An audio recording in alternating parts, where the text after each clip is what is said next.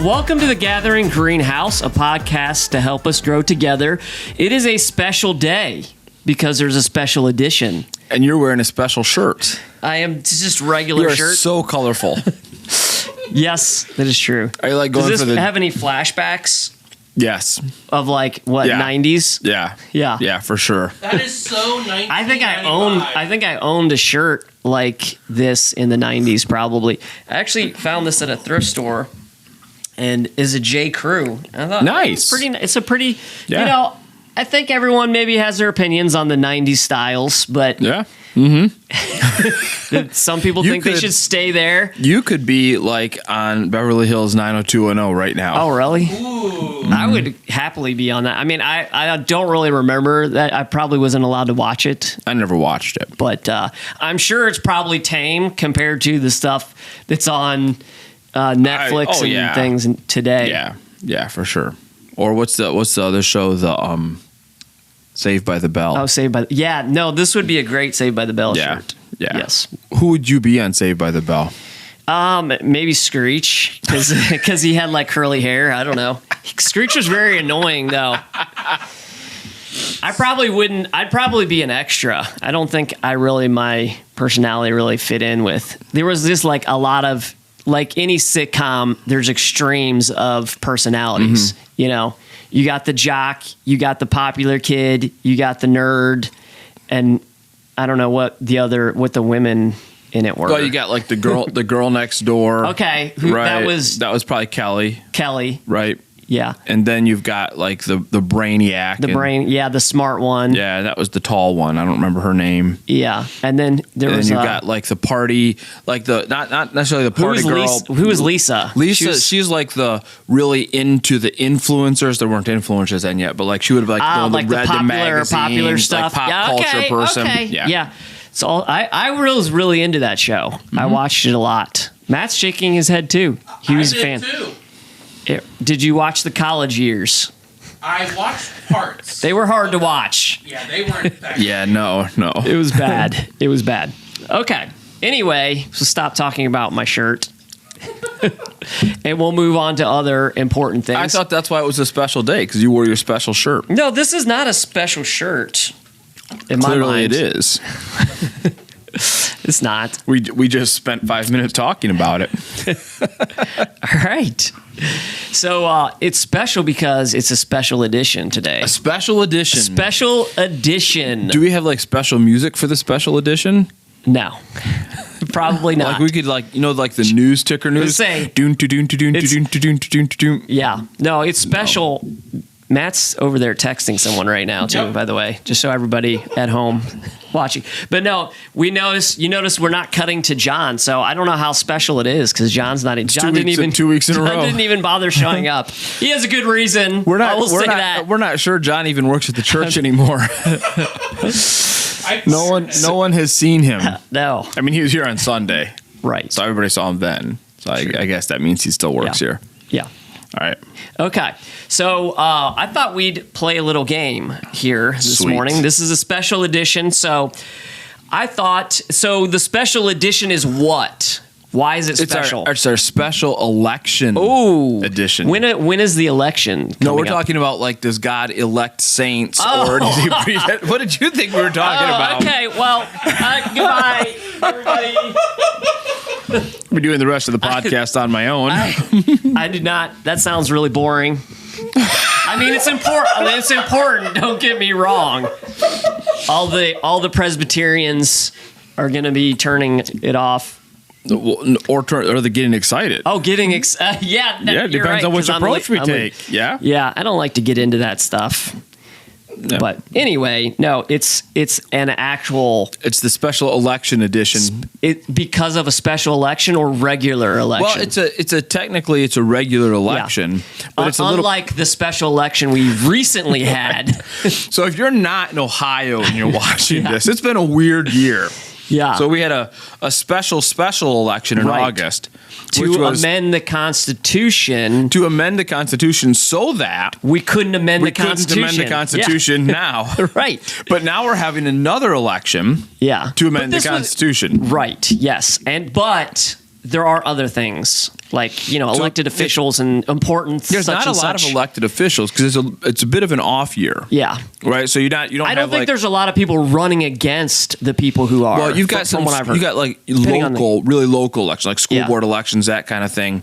But there's no representatives because it's an off year for that. No senators. It's an off year for that. No governor. No president. None of that's happening. Yeah. It's really an issue election. Right. Which I don't watch a lot of TV really, but I haven't seen a lot of ads either. I don't know if that's just me not totally being aware of what's going on. I generally just avoid TV. But I'm only seeing one kind of ad on one issue from one side.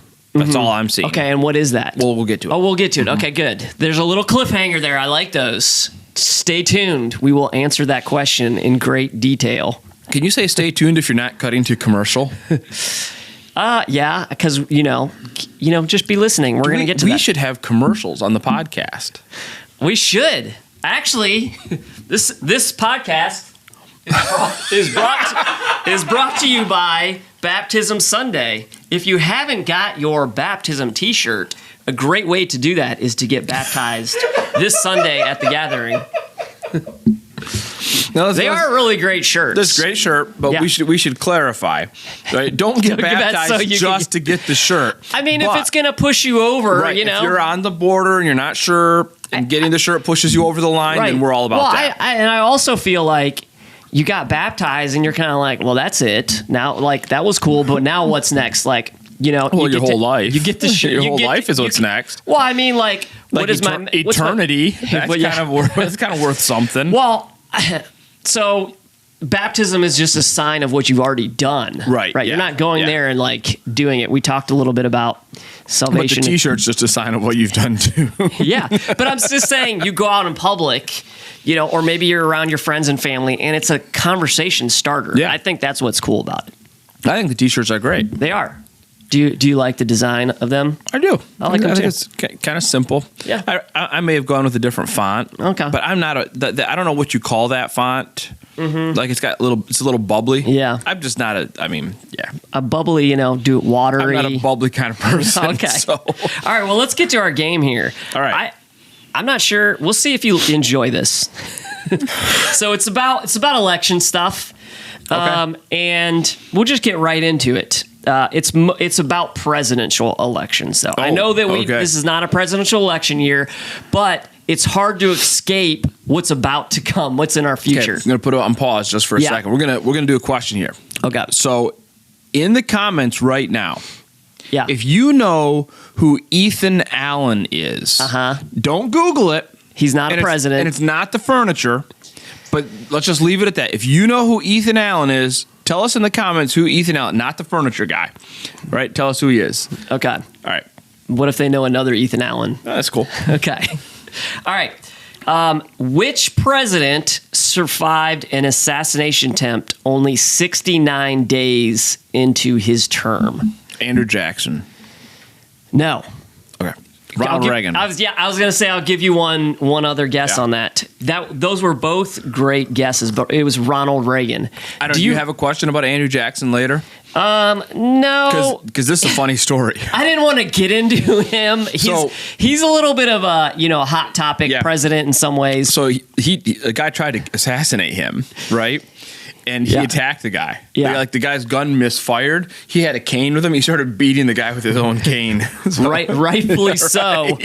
Rightfully so. Yeah. Do you remember the Reagan assassination? Mm-hmm. I was alive, but I did not. Yeah, absolutely. Very, very, very vividly. Yeah.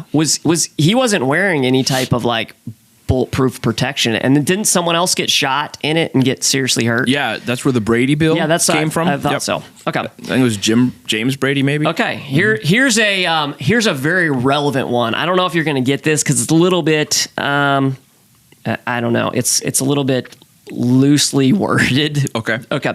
Which president warned against political parties? George Washington.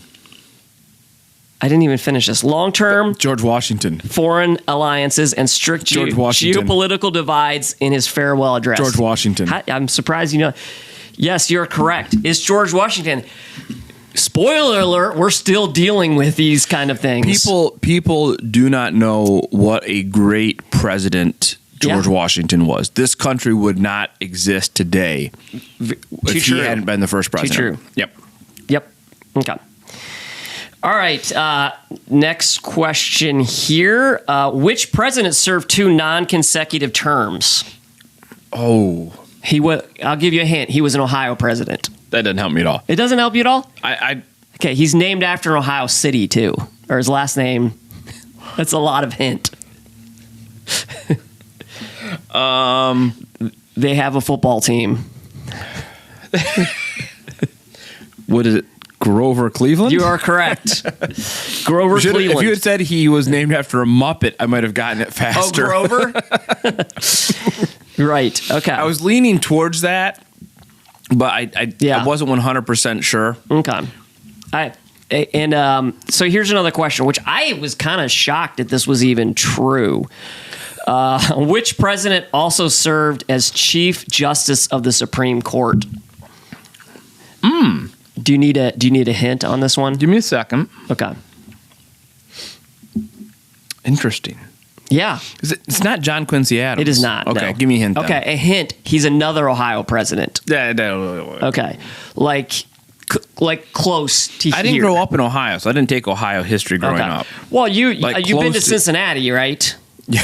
Okay, so he's from the Cincinnati area, so you would have seen stuff about him down there. Okay, it's William Howard Taft. Taft. Yeah, Okay. Taft. Yeah, I'm not sure exactly where he's from down there, but okay. Here is another question: which president got stuck in a bathtub? Oh, that's the big one. Who's that? Oh, but I can't remember his name. He's the biggest one ever. Yeah. His name Hubert? No. Nope. It's not Taft. It is Taft. It is Taft. Okay. Yeah. That's why I thought that was a funny one. He was a very obviously very distinguished career, but he also got stuck in a bathtub. What's funny is he's the largest president ever, but he was only a little over 300 pounds. Yeah. That's not that big anymore, but I have no idea. That was monstrous back then. I'm sure this is a bathtub. If you look at pictures of him, he looks like Humpty Dumpty. So he wasn't very tall either. I don't know how tall he was. Okay. I think he was big guy. All right, well, you did better on that than I thought you would have. Thank you. All right, and has anyone gotten to Ethan Allen yet? Who is Ethan Allen? I can't even remember who Ethan Allen was, but we just talked about this in our staff meeting yesterday. There was not a single person on staff who knew who Ethan Allen was, and it was just incredibly disappointing to me because he's a pretty significant part of American history. There's probably a lot of people who are significant in American history. Do you remember what his band was called? No. The Merry Men or something like that? No, that was Robin Hood, right? That was Robin Hood. Yeah, that was Robin Hood. They sound like they should be from down like in Kentucky or Tennessee playing bluegrass music, right? The Good Time Boys. Ethan, you got it. That's it. Ethan Allen and the Good Time Boys. Yep. That sounds like a crew I'd like to hang out with. Yeah, the British were on the ramparts of Fort Ticonderoga. Like, they guys, said, it's time for a good time. Oh no, it's Ethan Allen and the Good Time Boys. We surrender. They got someone's got the violin and the whatever that thing is they play with. The washerboard. Yeah, the washerboard and the spoons. They go into battle. The jug. Yeah. All right. Yeah, nobody's going to watch through all this to get to the election stuff. No, they're not.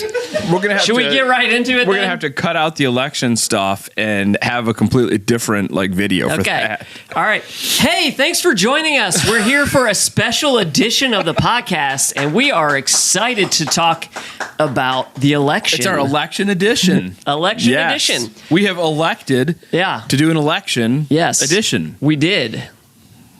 Exceptional. Was it predestined? Excellent. We hope it will be engaging. Yeah, we do. Okay, so I see you have some even enlightening. You have some notes here. So, is there something? Would you like to kick it off, or would you like me to start with a question? You know what? I would like to kick it off, but let's give a question to give us the context. Okay. So here's the context with the question. Okay. So we're talking about issue 1. It's not all we're going to talk about. Yep. But it may be You think it's the most important? I think I'm going to explain why. But I do. So it may be the most important. We think it's the most important thing on the ballot this time around. But why? So the question is, I think it's multifaceted, but speaking of us as Christians, how should Christians be thinking about issue one? All right. So what is issue one, and then how should we be as Christians thinking about it? Yeah, and we're asking the question that way because this is a Christian podcast, right? We're a church. This is, the podcast is first and foremost for the gathering for our church. Other people watch it. That's great. That's awesome. Yeah, or to get a different perspective, but possibly. This is a chance for us to, say, hey, for those of us who follow Jesus, how should we approach these kind of things? So I want to start before we get into the actual issue one, by kind of laying a framework for just how we should always approach issues in elections. All right. So I'm going to give us 3 questions to ask. Okay. Question number 1, which is fairly simple, is this right or wrong? For example, if there was an issue on the ballot that was like, we're going to institute a purge in Ohio, like those movies, The Purge, and there's like a million of them. We would say immediately, well, that's wrong. Yeah. Right? That's obviously wrong. Yeah. So that no question about it. Right. So that moves us on to question number 2, which is, should Christians actively work to create new laws to either prohibit things that are wrong or to enforce things that are right? Yeah. Right. This is a really important question because there are things that we would say are wrong that there's no law against, like adultery. I mean, there are probably in some places there's old laws in the book, but they're never enforced, right? We would say adultery is wrong, right? But it's not illegal. So should Christians be actively engaged in the political process to try to make adultery wrong? Well, nobody's out there making that argument that we should, right? Yeah. But it's an important question. Well, do you think nobody? There may be some. Maybe there is. Maybe there is. So, that brings us to issue 1, which is all about abortion. And the question then is, should Christians be actively engaged in the political process to try to prohibit abortion if they think it's wrong? Or is this like adultery? Well, I feel like this is a pretty easy answer to this. If it's important, then we should be involved in it. Yeah. So there's a distinction that I'm making right here, because that brings us to the third question, which is, when we have the opportunity to vote, should we vote based on our conscience, right? So, and yes, right. It's obvious on that one. Yes.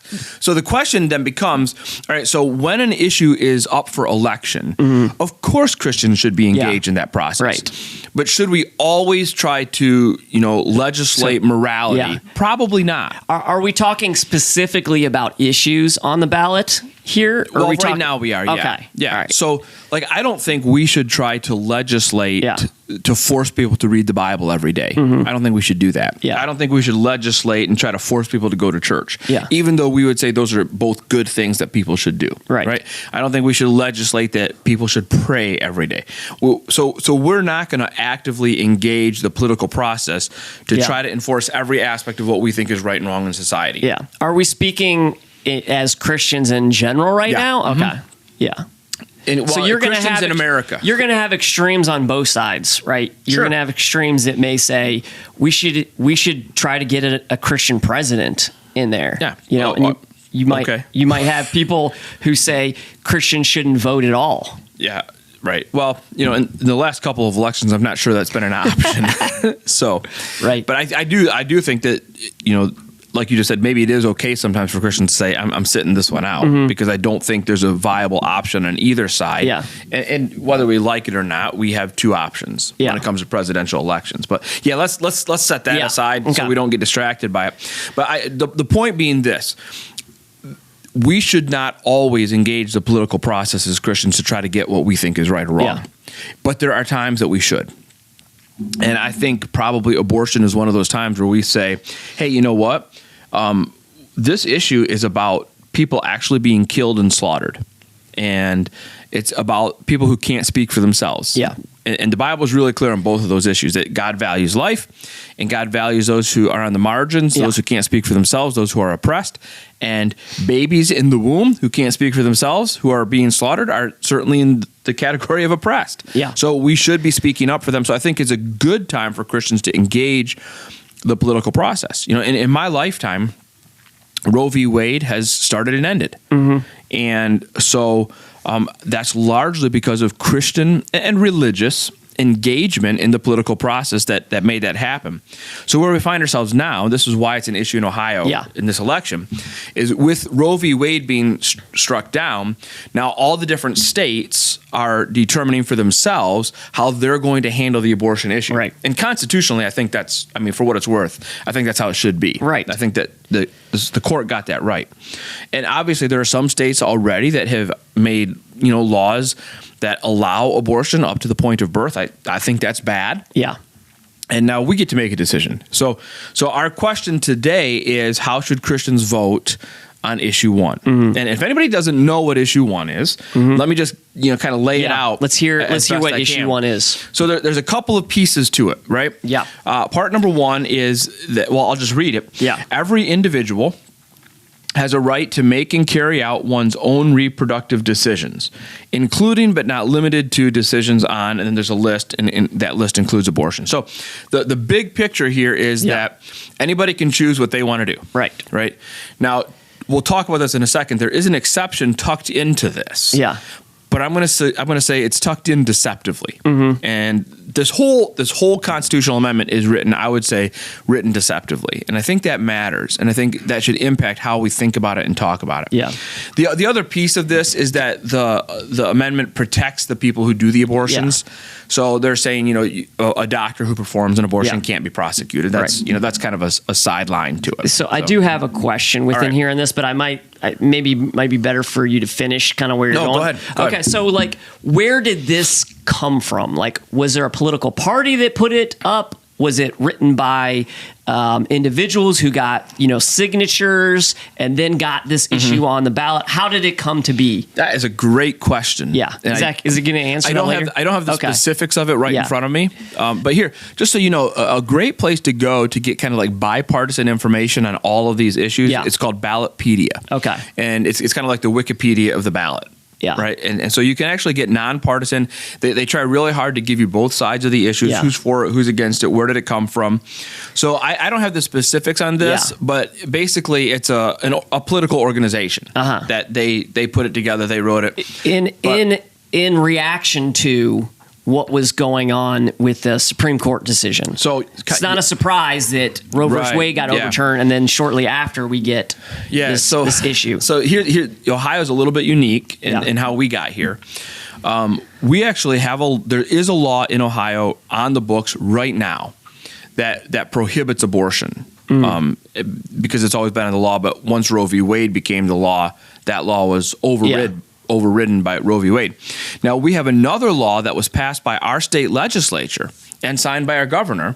That's one of these heartbeat laws that says, once there's a heartbeat, you can't abort. Yeah. So that, however, is now tied up in the courts because some organization, sued the state, said this is a violation of my constitutional rights. So now that law, even though it's been passed by the legislature, signed by the governor, it's tied up in the courts, so it's not in effect. This is a response to that. Okay. The heartbeat law.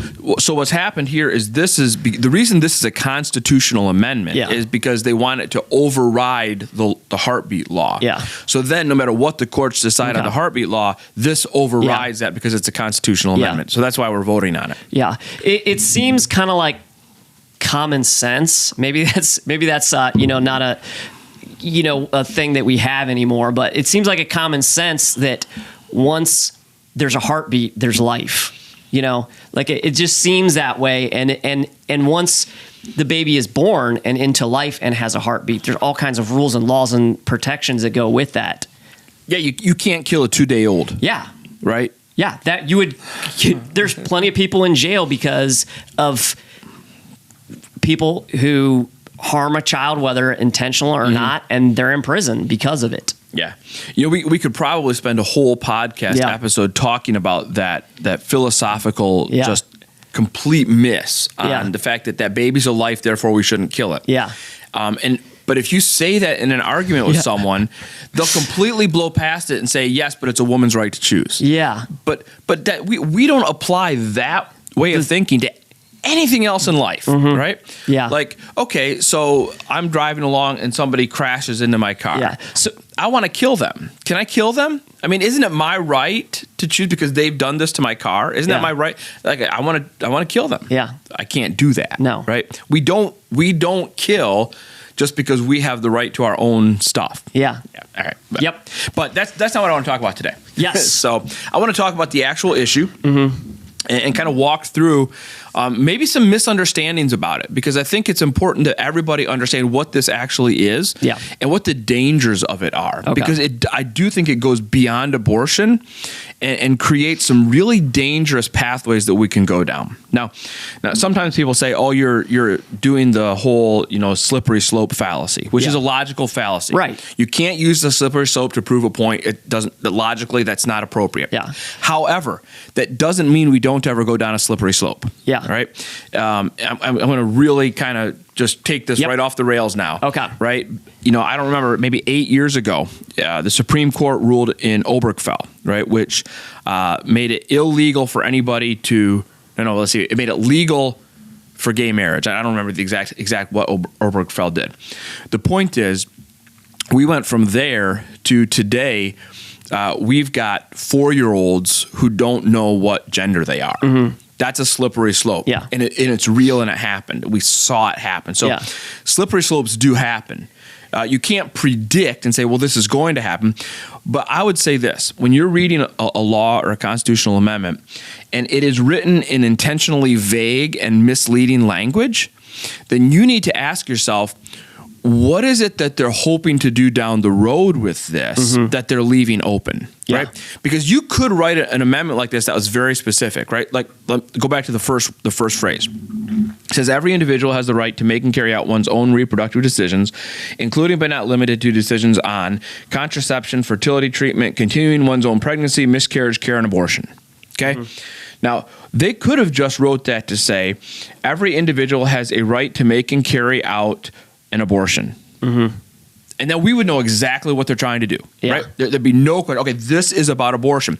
But as soon as you put in a line like including but not limited to, what have you done? You've left the door open to a lot of other things that aren't limited.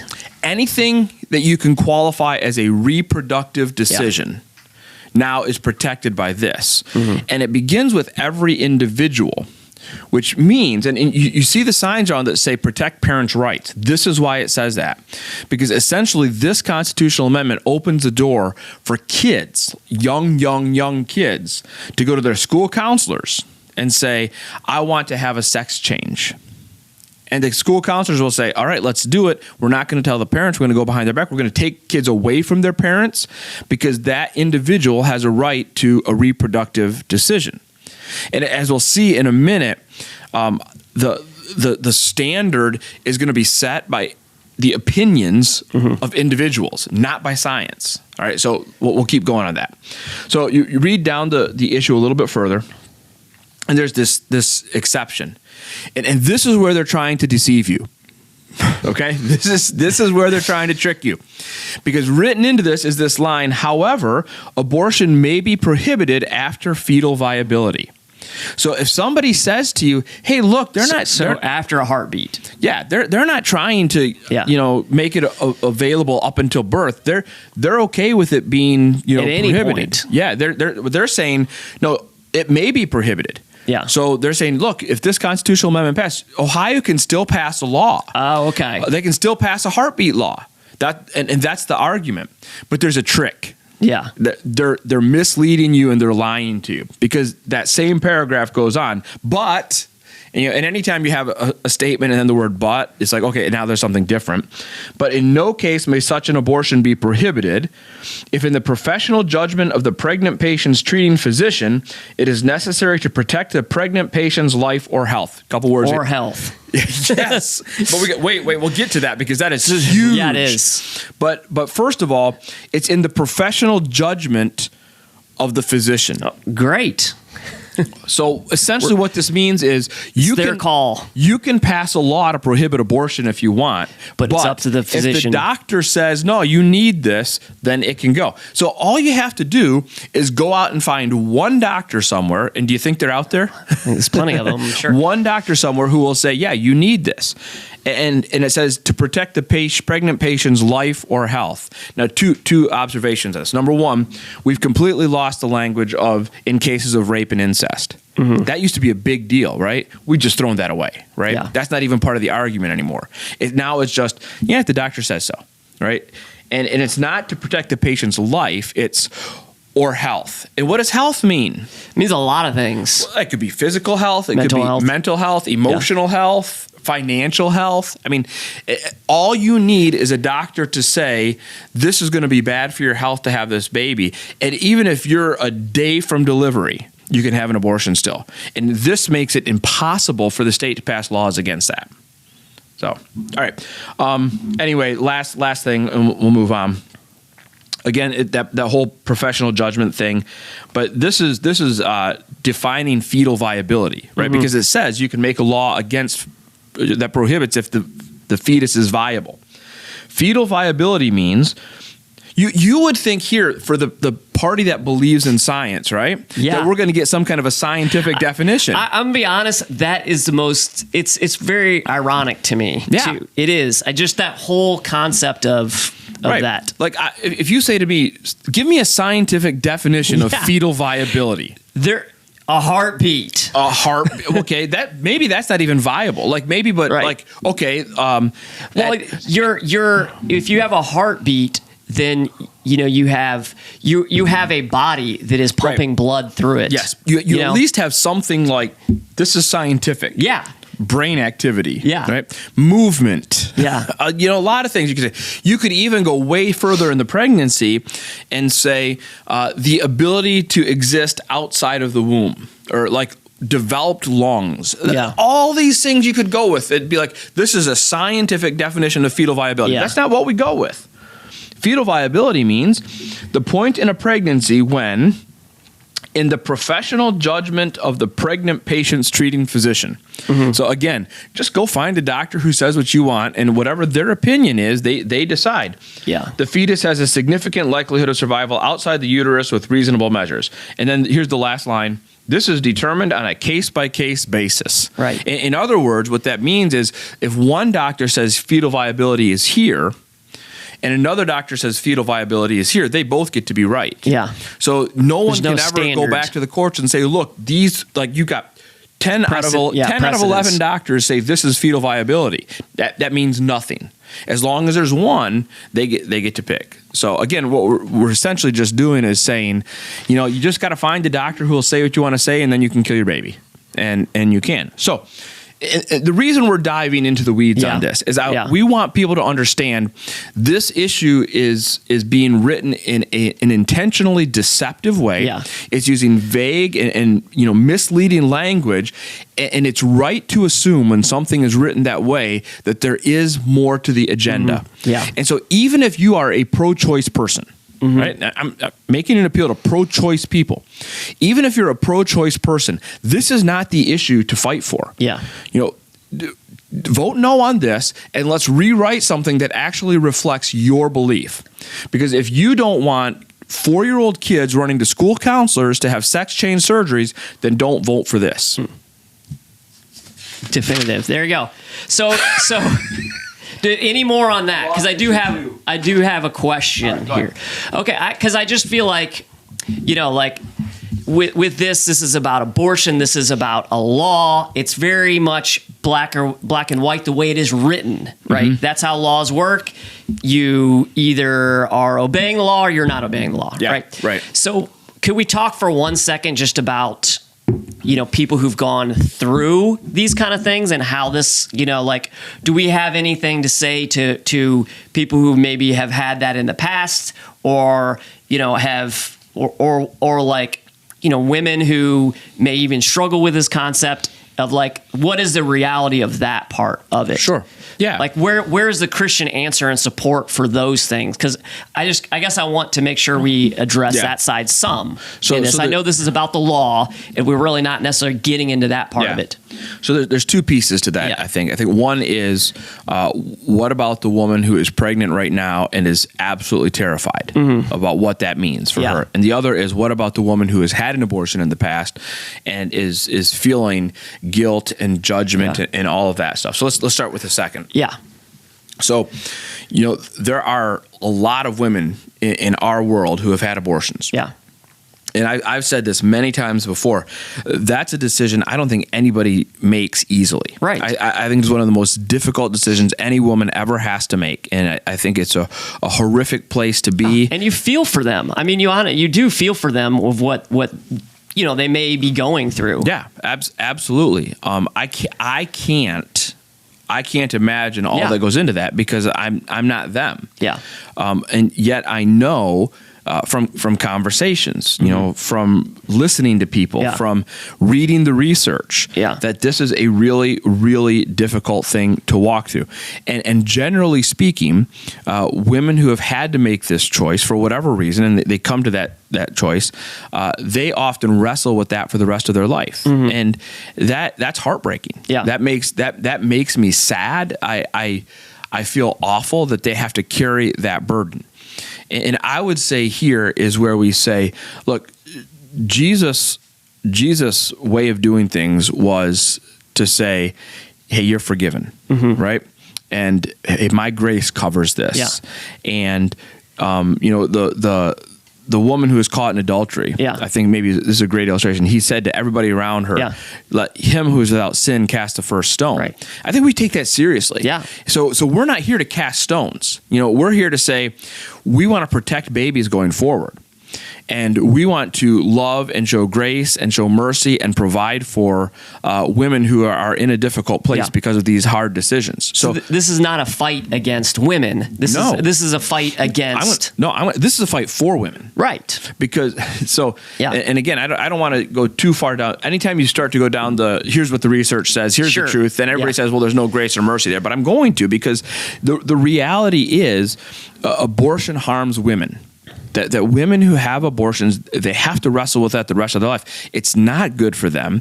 Nobody's telling them this, right? Planned Parenthood is not telling them this. The social media influencers are not telling them this. Celebrities are not telling them this. They're just saying, yeah, this is great. This is freedom. You can, have it all if you do this. That is not the truth. Yep. And if we love people, we tell them the truth. And so we're fighting for women. We're fighting for their future. We're fighting for their mental health. Go on down the list. That's what this is about. It's as much about the women as it is about the babies, right? That said, what about the women who are pregnant right now and are terrified? Yeah, and terrified because they they don't know what they're going to do with the child. They're in a really tough position. Yeah. All of those things that come along with just a pregnancy that you're either not prepared for or not equipped to carry out. There are so many resources and options that God's people are making available, right? Like if you feel like I can't have this child because I can't raise this child. There are places you can get help. If you want to get help so you can keep your child, there are places that will help you with that. If you want to get help and that you want to find someone who will adopt your child, there are places that will help you with that. If you need prenatal care, there are places that will help you with that. After you have the baby, if you need diapers, if you need formula, there are places that will help you with that. You're not going to get any of that from Planned Parenthood. Yeah. Right? They're not going to help you with any of that. But there are Christians, God's people out there, all in our area, in every city in Ohio. You can find these places where they will provide you the care that you need. They will surround you with love. They will give you the resources to make sure that you can get through this and you can come out on the other side. And generally speaking, I would say 95% of the time women choose to keep their children. They are extraordinarily grateful that they made that choice. Yeah. So, and I feel like this is just my opinion on it, but that if you are willing to vote no on this issue, that you should also be willing to say, I'm willing to also help with what's next. If we outlaw abortion, then we should be willing to open up our pocketbooks and say, how can we better help moms who are in this position. Absolutely. That is absolutely true. And I think it's a myth that Christians don't do that. And Yeah. I want to push back hard against that because that's out there. I hear Christians say this. Yeah. Like Christians who are more on the left, who are, more on, will say, well, you're pro-birth, but you're not pro-life. That's baloney. Yeah. There is no group of people who does more for unwed mothers than Christians. And there are no group of people that gives more financially to these kinds of social causes than Christians. And that will continue to be the case. And I think they'll continue to give more. So, yeah. And there's a lot of good ones in our area that we've worked with from time to time. Yeah. Hannah's Treasure Chest is a great one that I've gone and worked with. And our church sends money, sends people, sends hours, all of that to several of these. Yeah. And, obviously we're not a Catholic church, but the Catholics, man, they make massive investments in this. So the resources are there. Okay. Yeah. All right. Yeah. I think we beat that one to death. We did? Yeah, I think so. Okay. So then the question is, if you're a Christian, how should you vote? You should vote no on issue 1. And there it is.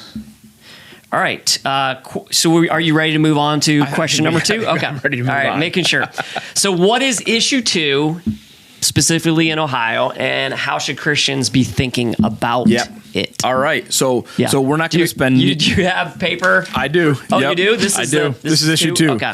We're not going to spend nearly as much time on issue 2. All right. Yeah. But just go back to our original framework, right? Is it right or wrong? Yeah. Is it something we should, really aggressively pursue legislation on, or is it something that if the opportunity arises, should we vote against? So issue 2, a couple parts of issue 2. Number 1, it legalizes the growing and use of marijuana. Yeah. Where I just heard something about this, that adults can have 12 plants or something. So you can something like 6 that. plants per person. I was wrong. No. So I guess if you have you're right. You're right. And 12 plants per adult. household. Oh, 12 plants per household. So if you're 21 or older, you can grow 6 plants for yourself. Just sounds like too much work. And then you can have 12 per household. So if you have 3 adults in the household, you can't have 18 plants. You still only get 12. It couldn't be worth it to do that. I'm just going to say. And you can't sell them. Okay. All right. You can't sell what you're growing personally. So that's. I mean, I could grow vegetables too, but choose not to. Yeah. So that's the first part of what it does. The second part of what it does is that it's going to open up the industry more. Yeah. So they're going to give out more licenses. Right now, like Michigan. Yeah. If you've been to Michigan within the past year or two, all my friends, it had changed in a year. I could not believe it. So they're literally everywhere. We have people from my hometown watch maybe this. More it was kind of like CVS. Yeah. There's Right. I mean, I go to the touristy areas, so I mean, maybe it's different for people who just live in regular cities. No, it's terrible. It's terrible. So for those of you who are from my hometown, I was up in Michigan recently, and I went to Reich's Bakery. Now y'all know where that is. It's right by the old Hackley Hospital. The Hackley Hospital, guys. Yeah, it's the old Hackley Hospital. It's not there anymore. Oh, but memories. I drove down Laketon, and I could not believe how many dispensaries there were. How many were there? 10 in a 2-mile stretch. That's a lot. It's unbelievable. All right, but that's anyway. So that's part 2. Then the third part of this is there's going to be a 10% tax on all those new licenses they give out. So when people who are the businesses selling the marijuana, but won't they lose the revenue on the medical marijuana side? Because if there's no medical marijuana anymore, I don't know how they've worked out the finance. Okay. I'm just telling you what the law is. Gotcha. There's going to be a new 10% tax, and that's on top of all the other state taxes. But then that 10% tax is going to be used to create some new programs in Ohio, and we'll talk about that in just a second. So that's what the law says. Okay. I put this law strongly in the category of gray area. Okay. Right? Not necessarily right. Strongly in the gray area. Strongly in the gray area. Okay. Right? Not necessarily right, not necessarily wrong. I'm going to give some biblical principles about it in a second. But definitely one of those things that I say, I'm not sure it's worth kingdom resources for us to be really aggressive on this issue. Yeah. You're not going to see any signs out in front of the church that say vote no on issue 2. Okay. Right? Because it's just not maybe. It's not a gospel thing. It's not a life thing. It's not none of that. However, if we have the opportunity to vote on it, I think, we should. And when we did our election series in the past, what I've always said is that Christians should use your vote to do as much good for as many people as possible. Yeah. Right? That's a kingdom ethic. Yeah. So I think issue 2 is generally not good for most people. Right. And so I would say I think a Christian should vote no on issue 2 if you want to do the most good for the most amount of people. And I'll talk about that in a second. Well, there is one other piece to it so people are getting it no matter what. Now I do realize that there's been a very large increase. I was just reading 20% increase in marijuana use since a lot of these laws have come. That's a very substantial. But anyway, regardless, people are going to find it one way or another. And now you're putting standards on this, so they're not going to, someone who's putting some other chemicals in there. So there could be some good things that come from it. But I'm saying the bad things would much outweigh the good. I mean, that's sure. But, we've gone down this path with other things too. Well, if we just legalize it, that'll take care of the problem. Of course. No, it never does. No, it doesn't. It doesn't. So, but let me give a couple quick warnings about this issue, which is again not nearly written as deceptively as issue 1. But I think there's some warning signs. So just from a wisdom perspective, so this isn't from a biblical perspective. Okay. From a wisdom perspective, a big part of this is that 10% tax revenue is going to be used to create some new programs, which I think, to me, just as a person, raise some warning signs. So it's going to establish this new division of cannabis control, which their whole job is to go out and like you said, regulate how marijuana is which grown, is a good thing. I mean, I think I think ultimately that's a good thing. It is, but maybe not in the sense the way it's written. But here's some of the problems that I see. So I'm just reading from the actual law. So these aren't my opinions. Yeah. So one of the things this law does is it says it requires the division of cannabis control, require the division to provide preferential treatment to applicants who have qualified for the Cannabis Social Equity and Jobs Program. So, I mean, I don't know how you feel about laws that require the government to provide preferential treatment. I do not like those. There's that. Okay, so second paragraph here is the division is also required to prohibit certain local government entities from making laws. So it's giving more power to unelected officials to give preferential treatment, and it's taking power away from elected officials. Again, this isn't a biblical thing. This is a wisdom thing. Right. This is I think what I find really interesting. So 25% of that $10 or 10% tax, 25% of that money goes towards this, to require the division to enter into an agreement with the Department of Mental Health and Addiction Services to create a program for cannabis addiction services. So they're saying that people are going to become addicted. Yeah. So this to me is the biggest warning sign, and maybe the reason why I am a big vote no on issue 2 person is because if I want to do the most good for the most amount of people, I think generally we should not promote things that are going to get people addicted. And essentially that's what we're doing is we're saying, hey, well, if we just promote it, then we get more money, we regulate it, but we know people get addicted. Why would we promote something that we know people are going to get addicted to? And that's written into the law. It's like we know more people are going to be addicted, so we're going to raise money to treat the people who are I don't love it. Yeah. So all right, real quick though, biblical perspective on marijuana. Okay. Like I know, this is what, like I said, this is a strong gray area. Yeah. Is it right? Is it wrong? And I think 1 Corinthians 6 really talks to us well about gray areas. Yeah. In 1 Corinthians 6, Paul says everything is permissible, but not everything is beneficial. Now he's talking very specifically here about a sexual ethic. But what the principle that underlines that is there are some things that you can do that aren't necessarily wrong. Yeah. But they're not good for you. And you shouldn't be controlled by those. And so what he says is, I don't want to be controlled by anything. So just because something may or may not be wrong, if it's something that can gain control over you, you should avoid it. And this is where he goes into the whole, my body is a temple.